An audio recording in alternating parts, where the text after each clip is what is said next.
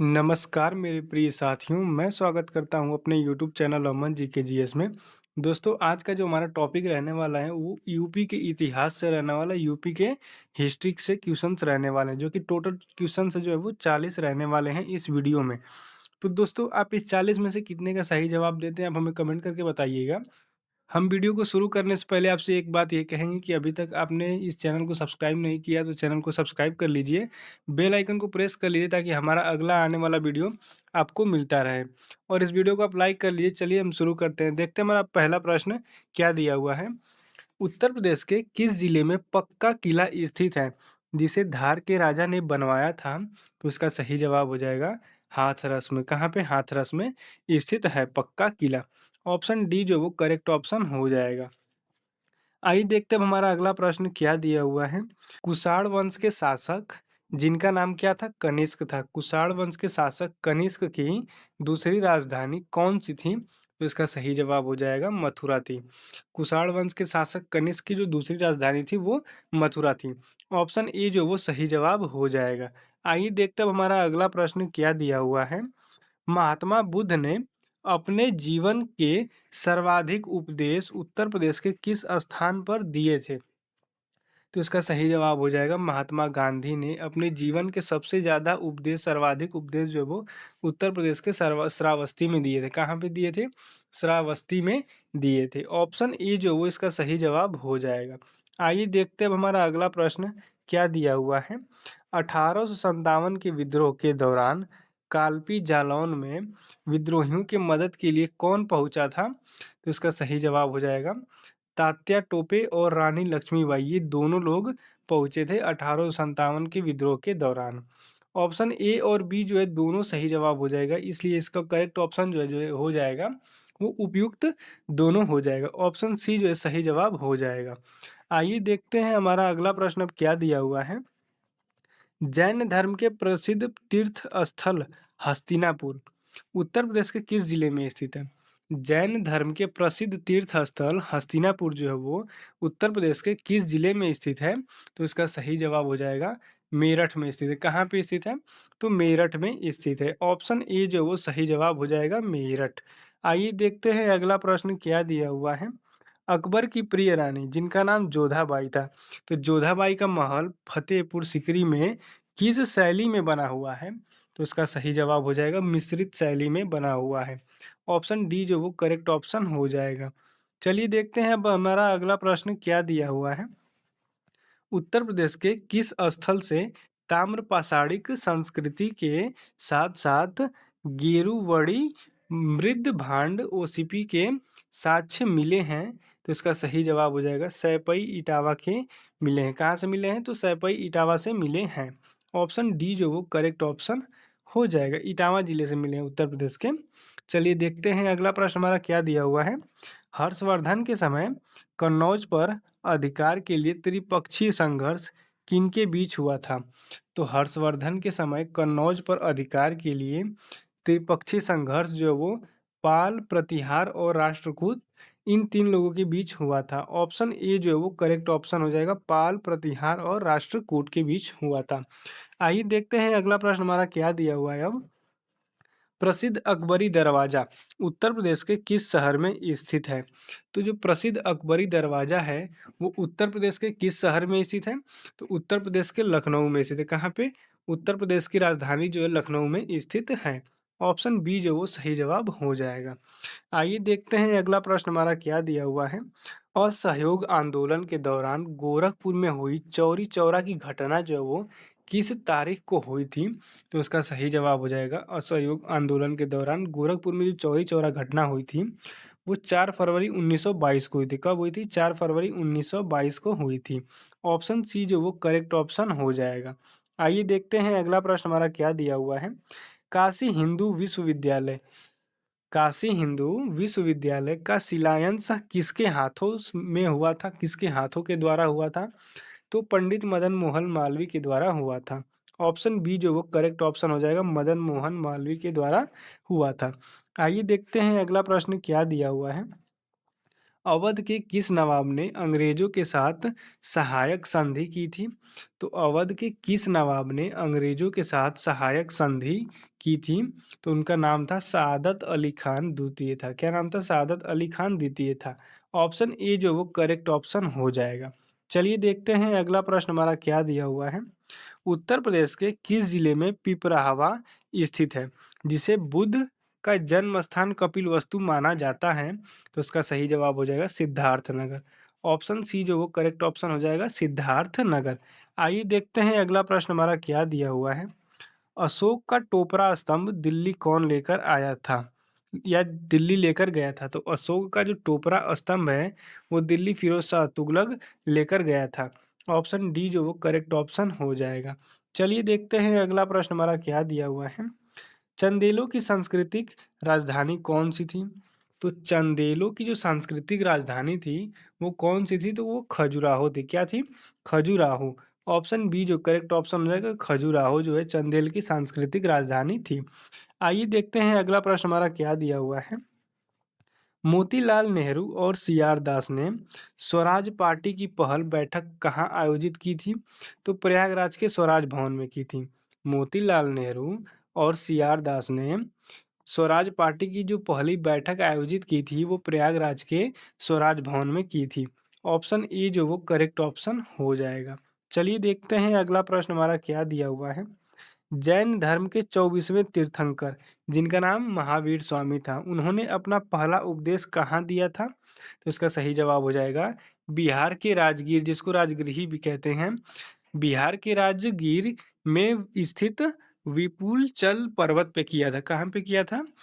बिहार के राजगीर में जो स्थित है विपुलचल पर्वत वहां पर किया था। ऑप्शन ए जो वो करेक्ट ऑप्शन हो जाएगा। चलिए देखते हैं हमारा अगला प्रश्न अब क्या दिया हुआ है। 1857 के विद्रोह में 1857 के विद्रोह में झांसी की रानी लक्ष्मीबाई की मृत्यु कहाँ हुई थी? तो ग्वालियर के युद्ध में हुई थी। कहाँ हुई थी? तो ग्वालियर के युद्ध में हुई थी। ऑप्शन सी जो वो करेक्ट ऑप्शन हो जाएगा। चलिए देखते हैं अगला प्रश्न हमारा क्या दिया हुआ है। उत्तर प्रदेश के किस शहर को पंडों का नगर और घाटों का नगर कहा जाता है? तो उत्तर प्रदेश का जो वाराणसी शहर है, उत्तर प्रदेश का वाराणसी जिला जो है, शहर जो है वो पंडों का नगर और घाटों का नगर के नाम से प्रसिद्ध है। तो ऑप्शन डी जो वो करेक्ट ऑप्शन हमारा हो जाएगा। चलिए देखते हैं अगला प्रश्न हमारा क्या दिया हुआ है। भारतीय राष्ट्रीय कांग्रेस का 1936 का अधिवेशन लखनऊ में किसकी अध्यक्षता में हुआ था? तो भारतीय राष्ट्रीय कांग्रेस 1936 का अधिवेशन जो है वो किस लखनऊ में किसकी अध्यक्षता में हुआ था? तो पंडित जवाहरलाल नेहरू की अध्यक्षता में हुआ था। किसकी? जवाहरलाल नेहरू जी के अध्यक्षता में भारतीय राष्ट्रीय कांग्रेस का अधिवेशन हुआ था। ऑप्शन बी जो वो करेक्ट ऑप्शन हो जाएगा। चलिए देखते हैं अगला प्रश्न हमारा क्या दिया हुआ है। दीन ए इलाही धर्म स्वीकार करने वाला एकमात्र हिंदू दरबारी कौन था? दीन ए इलाही जो वो धर्म स्वीकार करने वाला एकमात्र हिंदू दरबारी कौन था? तो वो बीरबल था, जो कि अकबर का एक नवरत्नों में से एक था। बीरबल जो वो अकबर के नवरत्नों में से एक था। ऑप्शन ए जो वो करेक्ट ऑप्शन हो जाएगा। चलिए देखते हैं अगला प्रश्न हमारा क्या दिया हुआ है। उत्तर प्रदेश के किस जिले में देवगढ़ का दशावतार मंदिर स्थित है? तो उत्तर प्रदेश के ललितपुर जिले में देवगढ़ का दशावतार मंदिर स्थित है। कहाँ स्थित है? तो देवगढ़ के ललितपुर के देवगढ़ का दशावतार मंदिर जो उत्तर प्रदेश के ललितपुर जिले में स्थित है। ऑप्शन सी जो वो करेक्ट ऑप्शन हो जाएगा। चलिए देखते हैं अगला प्रश्न हमारा क्या दिया हुआ है। भारत माता मंदिर उत्तर प्रदेश के किस शहर में स्थित है? तो भारत माता मंदिर जो वो उत्तर प्रदेश के वाराणसी शहर में स्थित है। कहाँ स्थित है? तो वाराणसी शहर में स्थित है। ऑप्शन ए जो वो करेक्ट ऑप्शन हो जाएगा। चलिए देखते हैं अगला प्रश्न क्या दिया हुआ है। राम प्रसाद बिस्मिल का जन्म उत्तर प्रदेश के किस जिले में हुआ था? राम प्रसाद बिस्मिल का जन्म जो है वो उत्तर प्रदेश के शाहजहांपुर जिले में हुआ था। कहाँ हुआ था? उत्तर प्रदेश के शाहजहांपुर में हुआ था। ऑप्शन डी जो वो करेक्ट ऑप्शन हो जाएगा शाहजहांपुर। चलिए देखते हैं अगला प्रश्न हमारा क्या दिया हुआ है। उत्तर प्रदेश के किस जिले को ऋषिपतन के नाम से प्राचीन काल में जाना जाता था? तो उत्तर प्रदेश के किस जिले को ऋषिपतन के नाम से प्राचीन काल में जाना जाता था? तो सारनाथ को जाना जाता था। किसको? सारनाथ को जाना जाता था। ऑप्शन सी जो वो करेक्ट ऑप्शन हो जाएगा। चलिए देखते हैं अगला प्रश्न क्या दिया हुआ है। इब्न बतूता ने उत्तर प्रदेश के किस शहर की यात्रा की थी और उसे समृद्ध बताया था? तो इब्न बतूता ने कन्नौज शहर में उत्तर प्रदेश के कन्नौज शहर में यात्रा की थी और उसको क्या बताया था? समृद्ध बताया था। तो ऑप्शन बी जो वो करेक्ट ऑप्शन हो जाएगा। चलिए देखते हैं अगला प्रश्न क्या दिया हुआ है। बौद्ध धर्म की थेरवाद शाखा का प्रमुख केंद्र उत्तर प्रदेश में कौन सा था? तो इसका सही जवाब हो जाएगा बौद्ध धर्म का जो थेरवाद शाखा था वो प्रमुख केंद्र उत्तर प्रदेश में कौन सा था? तो वो सारनाथ। क्या था? सारनाथ था। ऑप्शन बी जो वो करेक्ट ऑप्शन हो जाएगा। चलिए देखते हैं अगला प्रश्न क्या दिया हुआ है। शेख सलीम चिश्ती का मकबरा कहाँ स्थित है? तो शेख सलीम चिश्ती का मकबरा जो है वो फतेहपुर सिकरी में स्थित है। कहाँ स्थित है? फतेहपुर सिकरी में स्थित है। इसका ऑप्शन ए जो वो करेक्ट ऑप्शन हो जाएगा फतेहपुर सिकरी। आइए देखते हैं अगला प्रश्न क्या दिया हुआ है। उत्तर प्रदेश के किस स्थान पर अशोक का वह स्तंभ है जिसे धर्मचक्र कहा जाता है? तो उत्तर प्रदेश के सारनाथ में अशोक का वह स्तंभ स्थित है जिसको हम धर्मचक्र के नाम से जानते हैं या धर्मचक्र कहा जाता है। ऑप्शन ए जो वो करेक्ट ऑप्शन हो जाएगा सारनाथ। चलिए देखते हैं अगला प्रश्न क्या दिया हुआ है। संयुक्त प्रांत का नाम बदलकर उत्तर प्रदेश की स्थिति को किया गया था। संयुक्त प्रांत नाम बदलकर उत्तर प्रदेश की स्थिति को किया गया था। तो 24 जनवरी 1950 को किया गया था। कब किया गया था? 24 जनवरी 1950 को संयुक्त प्रांत का नाम बदलकर उत्तर प्रदेश कर दिया गया था। ऑप्शन सी जो वो करेक्ट ऑप्शन हो जाएगा 24 जनवरी 1950। चलिए देखते हैं अगला प्रश्न क्या दिया हुआ है। स्वराज पार्टी का गठन कांग्रेस के किस अधिवेशन के बाद हुआ था? तो स्वराज पार्टी का गठन जो है वो कांग्रेस के किस अधिवेशन के बाद हुआ था? तो गया अधिवेशन के बाद हुआ था और गया अधिवेशन जो वो 1922 में हुआ था। कब हुआ था? 1922 में हुआ था। ऑप्शन डी जो वो करेक्ट ऑप्शन हो जाएगा। आइए देखते हैं अगला प्रश्न क्या दिया हुआ है। मुगल काल में किस शहर को मदरसा ए आजम के कारण विद्वानों का घर माना जाता था?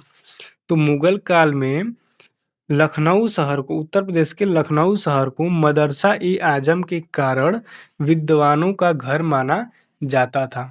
तो ऑप्शन सी जो वो करेक्ट ऑप्शन हो जाएगा लखनऊ। चलिए देखते हैं अगला प्रश्न क्या दिया हुआ है। एनी बेसेंट ने एनी बेसेंट ने सेंट्रल हिंदू कॉलेज की स्थापना वाराणसी में किस वर्ष की थी? तो इसका सही जवाब हो जाएगा 7 जुलाई। कब की थी? 7 जुलाई 1898 में की थी।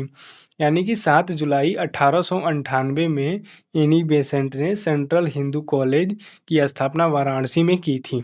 ऑप्शन बी जो वो करेक्ट ऑप्शन हो जाएगा। चलिए देखते हैं अगला प्रश्न क्या दिया हुआ है। उत्तर प्रदेश के किस जिले में भीतरगांव मंदिर स्थित है?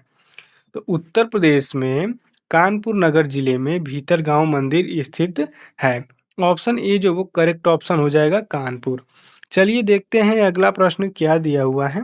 शेर शाह सूरी ने हुमायूं को 1540 में किस युद्ध में पराजित करके दिल्ली की सत्ता हथियाई थी? तो शेर शाह सूरी ने हुमायूं को 1540 में कन्नौज के युद्ध में, जिसको हम बिलग्राम के युद्ध के नाम से भी जानते हैं, बिलग्राम का युद्ध कहिए आप या कन्नौज का युद्ध कहिए, इस युद्ध में शेर शाह सूरी ने हुमायूं को हराकर पराजित करके दिल्ली की सत्ता हासिल कर ली थी। ऑप्शन सी जो वो करेक्ट ऑप्शन हो जाएगा। आइए देखते हैं अगला प्रश्न अब क्या दिया हुआ है। प्राचीन पांचाल महाजनपद की राजधानी अहिच्छत्र वर्तमान में कहाँ स्थित है? तो इसका सही जवाब हो जाएगा बरेली के रामनगर में स्थित है। बरेली के रामनगर में स्थित है। ऑप्शन ए जो वो करेक्ट ऑप्शन हो जाएगा बरेली के रामनगर में स्थित है। आइए देखते हैं अगला प्रश्न क्या दिया हुआ है। राजा महेंद्र प्रताप सिंह ने भारत की पहली निर्वासित सरकार कहाँ बनाई थी जिनका संबंध जो वो हाथरस यूपी से है, तो इसका सही जवाब हो जाएगा अफगानिस्तान के काबुल में बनाई थी। कहाँ बनाई थी? अफगानिस्तान के काबुल में बनाई थी, सरकार बनाई थी। ऑप्शन डी जो वो करेक्ट ऑप्शन हो जाएगा। चलिए देखते हैं अगला प्रश्न क्या दिया हुआ है। बाबा रामचंद्र ने किसानों को संगठित करने के लिए अवध किसान सभा का मुख्यालय कहाँ बनाया था? तो प्रतापगढ़ में बनाया था। बाबा रामचंद्र ने किसानों को संगठित करने के लिए मुख्यालय जो अवध किसान सभा का मुख्यालय प्रतापगढ़ में बनाया था। ऑप्शन ए जो वो करेक्ट ऑप्शन हो जाएगा। चलिए देखते हैं अगला प्रश्न क्या दिया हुआ है। बौद्ध ग्रंथ अंगुत्तर निकाय में वर्णित 16 महाजनपदों में कुल कितने यूपी में थे? तो इसका सही जवाब हो जाएगा टोटल जो महाजनपद थे वो 8 जो है वो यूपी से थे। ऑप्शन बी जो वो करेक्ट ऑप्शन हो जाएगा। चलिए देखते हैं अगला प्रश्न क्या दिया हुआ है। उत्तर प्रदेश के किस शहर को आमों का नगर और नवाबों का शहर कहा जाता है? तो इसका सही जवाब हो जाएगा उत्तर प्रदेश का जो लखनऊ शहर है उसको नवाबों का शहर या आमों का नगर भी कहते हैं। और महिलाबाद में आमों के नगर के लिए वो जगह जो है फेमस है। ऑप्शन ए जो वो करेक्ट ऑप्शन हो जाएगा। आप महिलाबाद कहिए या लखनऊ कहिए, ऑप्शन ए जो वो सही जवाब हो जाएगा। तो दोस्तों जैसा कि हमने बोला था आपसे कि इस वीडियो में 40 प्रश्न कंप्लीट करने वाले हैं, जो कि आपके यूपी होमगार्ड के एग्जाम में आने की संभावना सबसे ज़्यादा है। तो आप इस 40 में से कितने का सही जवाब दिया आप हमें कमेंट करके बताइए। अगर आपको वीडियो पसंद आया है तो वीडियो को लाइक कर लीजिए, चैनल को सब्सक्राइब कर लीजिए और अपने दोस्तों के साथ शेयर करना मत भूलिएगा। मिलते हैं अब अपने नेक्स्ट वीडियो में। जय हिंद।